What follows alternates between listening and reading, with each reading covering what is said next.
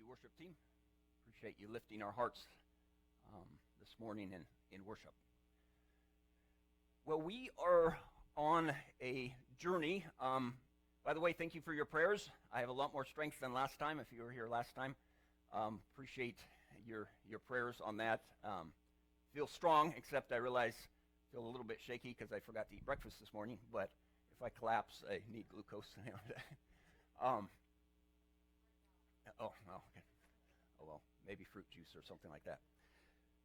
But we're on a journey. Last week we spent most of the time, actually, we just asked one question. Why do you come to Turning Point? Why don't you stay home? Why don't you go to another church? What gets you up in the morning on Saturday morning to come here? And I want to say I appreciate what you shared last week, because it was helpful to me, and it was encouraging that, in fact, Turning Point is a place that is different, and that it, as I've been thinking this week and been praying and, okay, where do we need to go, that we need to be intentionally different because God has called us to be different. This week I spent a lot of time praying about this right now. What do we share? Go. I spent 2 days up at the conference office going through this training, which was God. It was just the right timing, God's timing, called Natural Church Development, How to Grow Churches. We did some stuff like at the beginning of Turning Point. We did some natural church development stuff, and we need to do that again here coming up soon. But just talking about what grows a church. We have this what we call the Great Commission in Matthew 28, 19 to 20. Go and make disciples. But how do we do that? And different churches decide to do that differently. And so as I've been thinking about this, I plan to have this time as some sharing time, which I want to have some sharing time. But I was convicted that I need to share with you my opinion. I'm a fairly phlegmatic person. I'm a peacemaker, and a lot of times that's a good thing. Trying to bring people together of different views and going in, keeping us going. And so sometimes I don't share my opinion as much as maybe I should, because I don't want to stomp on somebody else's opinion. But I have some strong opinions, and I feel like I need to share them this morning. You may have a different opinion, and that's okay. See, there's that peacemaker side. But you need to know what I'm thinking, and you may disagree, and that's okay. But church structure is a big thing for me. I quit 3 times because I wanted to plant churches with different structures, and wrote a book at one time about it.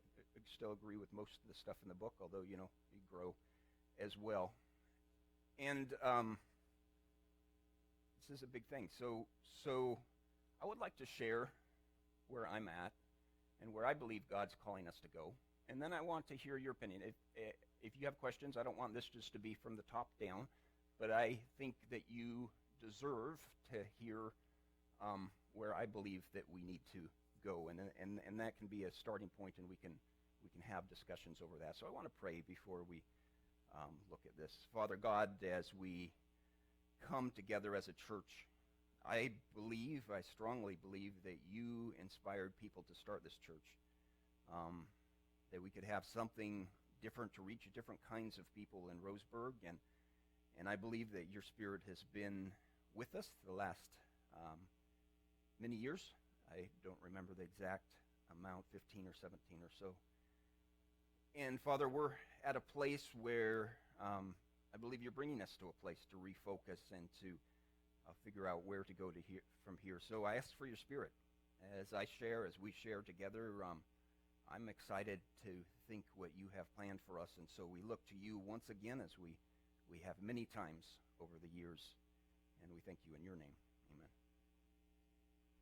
So, there's 4 things. Turning Point is different. I think that was clear last week as people shared. We're coming here because it's not a traditional Adventist church. And I think we need to be intentionally different, not just happen to be different, but we need to be intentionally different. Because as I listened to you last week, I realized many of the people that are here, if we weren't different, if we were just a traditional church, we wouldn't be here. We're connecting with people in a way that other churches aren't, and they're connecting with people that we're not. We're not. They have their role, and we have our role. So if we look across the town to other churches, or we look at other churches in the area and say, God's doing something great there, so let's do the same thing. That's forsaking the call God has given us to be different. We need to be the church, I believe. I'll tell you my opinion. We need to be the church that plays drums.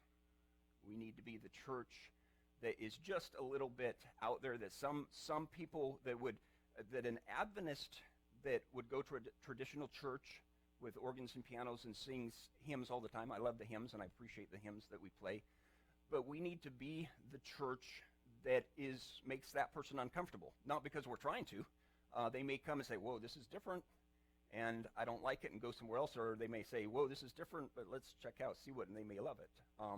But God has called us to be different. If we're doing the same thing somebody else is doing, then why doesn't God just take people to there? We are reaching a very different crowd.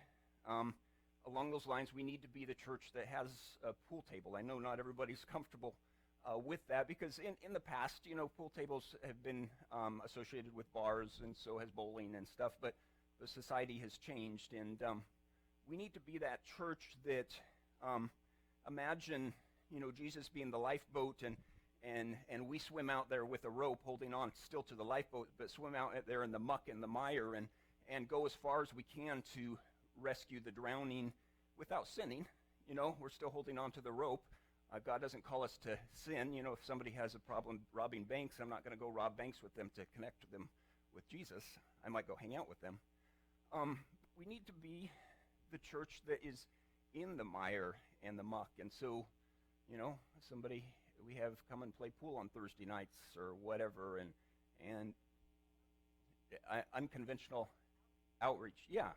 And that might just be a group, and then a year or two down the road, somebody that comes might throw a bad time. And what church are they going to go to look for answers? It's going to be here. We need to be the one that goes as far as we can, still holding onto the rope. We're not sinning to reach people, but we're getting in the mire and the muck, and we have a good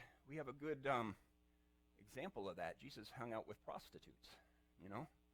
What would you think of me if I went down and hung out with the prostitutes? Rumors may go around. If you're looking to,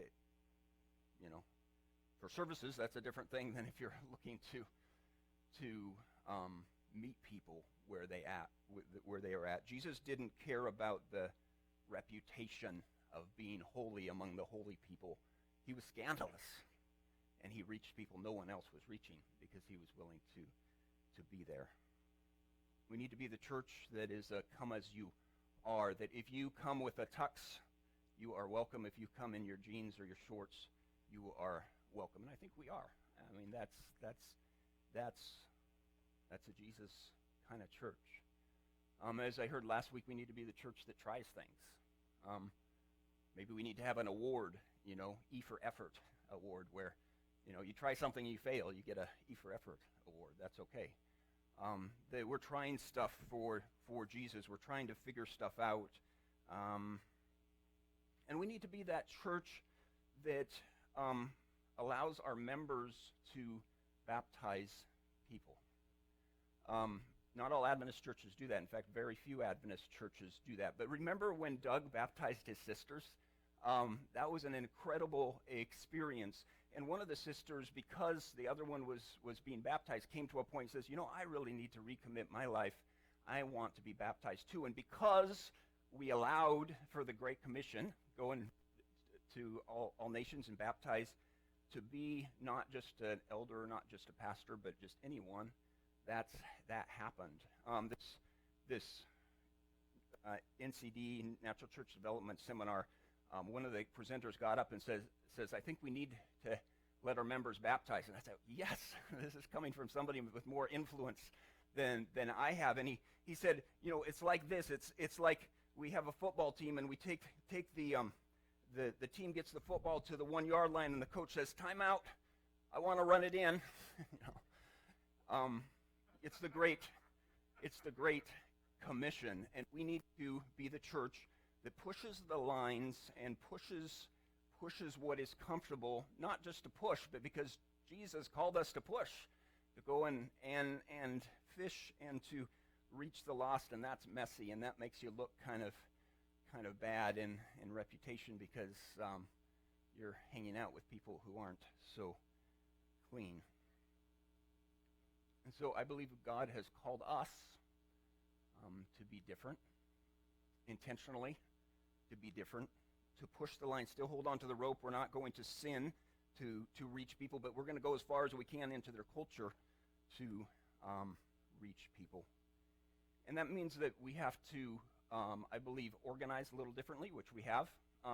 Traditional churches, it's a top-down sort of structure. The church, the board figures out what we're going to do, and then we plug people in to get it done. And if somebody quits or isn't able to, we just plug somebody else into the machine, the system of where we need to go. And so you can organize that way, or you can organize as a gift-honoring church where you have a skeleton system, and then what you do depends on who you have and what their gifts are, which is kind of a scary thing as a leader, because if we organize and we say, okay, what we're going to do is, if you have ideas, if you start a group or do something, that's what we're going to do. What if nothing happens? That's kind of scary, because now if we try to do both, we're going to be in a fog. I think sometimes we have tried to do both, but what if nothing happens and nobody is involved? Because most churches, about 20% of the people do 80% of the work. But what if we could get to a point where somebody has an idea, and we're leaving what we do and how we reach out, we're kind of delegating that to the Spirit, the Holy Spirit, working on people's hearts.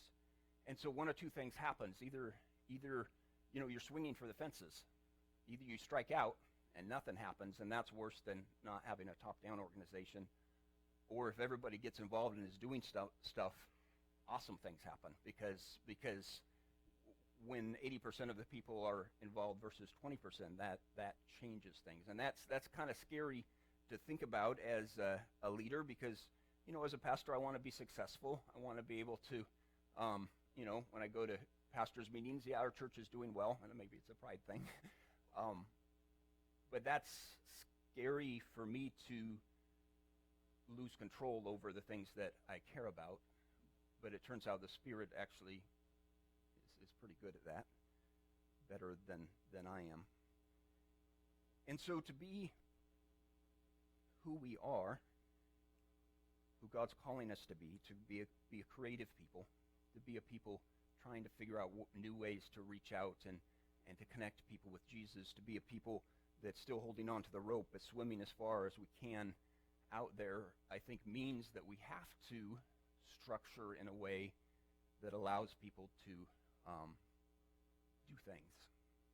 That's this idea of the groups, this idea of having several different points where people can connect, but it also means that each one of us, that's a very different involvement level than a traditional church. It means that each one of us, as we pray and as we think and figure out, okay, what does God want me to do? And maybe God impresses you on to do something and connects you with somebody else.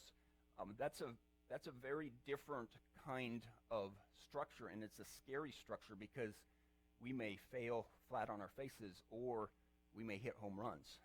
Babe Ruth is one of the biggest home run hitters in baseball. He's also strikeout king, because he was swinging for the fences. Either you're going to fall flat on your face, and that's okay, or you're going to hit a home run. and it's a very different church, and it's a very different kind of church, and I think that's where we have to go if we're going to be Turning Point, and we're going to do Turning Point well, and we're going to be different. And so it means minimal structure, but really the big things that are happening are these different things that God has put on our hearts to do, which may be different than somebody else. And so if we're going to do that, we need to do two things. We need people who are willing to start new things, groups, and then we need a core, a skeleton, a structure of about 5 people to coordinate it, which we have, which I believe God, when God started this church, if I had no church and I was planting a church, I would organize the church the way Turning Point organizes it under 5 ministries. I would do that. I believe that makes a lot of sense. And so we need people to start groups, and we need people to really 5 main people to coordinate. Right now we have some groups going, and we have some good things. And so when I'm saying, hey, let's do this in the future, I'm not saying we're not doing good things. We are. We have. I went through and I tried to figure out the different points somebody could interact with us as a church. I found 15. Somebody could come to our worship service. That's one. We're doing that right now. Somebody could come over to this class over here. Somebody could come to this class in the corner. Somebody could come in the back as my son is starting a young adults class. Somebody could come to the lesson study class, Jim's class there. Somebody could go to beginners, to kindergarten, to primary juniors, to youth. Somebody could go to fellowship lunch. Those are connection points. Those are different than anything else. Somebody could come to the Tuesday morning 6 o'clock meetup.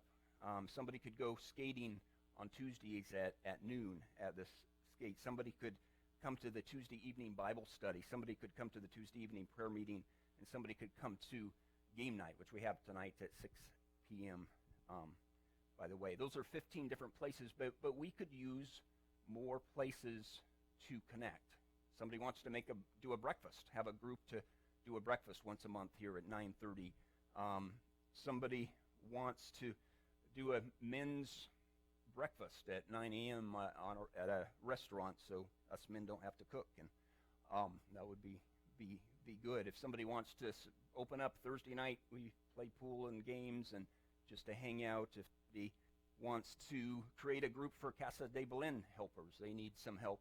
There's lots of different things we can do, and if we organize this way, and if we're going to be the best we can be, what I believe God's calling us, it means that each one of us needs to be involved in some ministry. It's not going to be the same. There may be ministries that you're not interested in, but that's the point, is having these connection points where people can connect.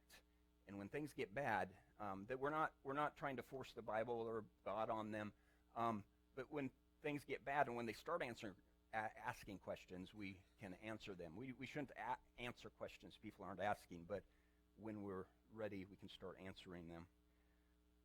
So I'm going to let you talk here in a minute. Sorry, I got excited. This is going longer than I was thinking.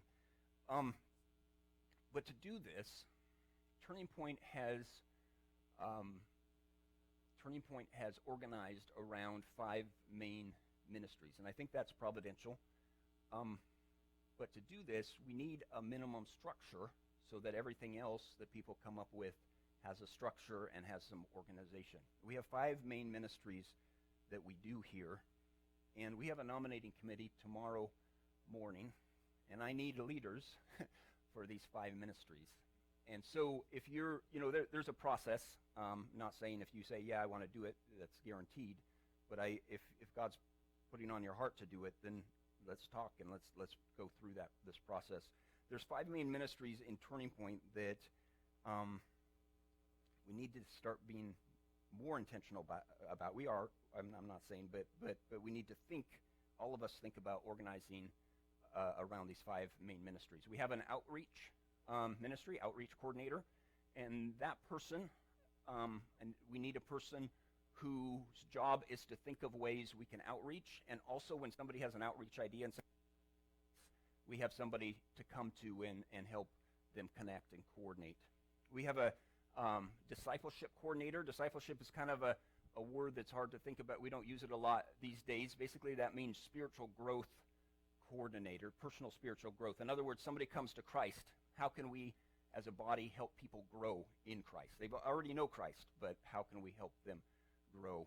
We need a worship coordinator, somebody thinking, okay, how can we, as we come together to worship, how can we more effectively worship and give our praise to the audience of one? You know, we come here to praise not because we love it, but because there's a God that we come to praise. How do we do that? We have a children's coordinator, somebody to be thinking, how can we minister to children? And that's both outreach and discipleship kind of combined, but children have special needs, and so we have somebody there. And we have an administration coordinator that says, okay, the other things that we need to administer, to organize, to run, to have this church work, the building, the other things, how can we do that? And then that's somebody to come to, and I say, hey, I want to go patch that hole in the sheetrock, or I want to go, there's a tile missing, I want to do that, and somebody to come to coordinate that. So I need those people. We need those people. And this is a lot. We're a small team, and organizing in a way that is gift-based, that is ministry-based, is a huge risk, because it means that we need to do things a little differently. But, I would rather swing for the fences than try to get base hits, because we have a good God. I do not think that we just happen to be here today. I believe God has moved this church through the years to come to this point, and God is not done with us. I think we're at a point where we may be turning a corner, we may be refocusing, but God is not done. We need turning point in Roseburg. If there was no turning point, I wouldn't be here. I don't want to pastor a traditional church. There's a need there, and there's good people there, but that's not where God's called me. And so anyway, I need to open it up to. I've gone on longer than I was planning to. But two questions. Does this make sense? And the second question is, maybe you have an idea and you need some more people. Certainly you can share your ideas here as well. So any thoughts? Maybe I could have a volunteer or two with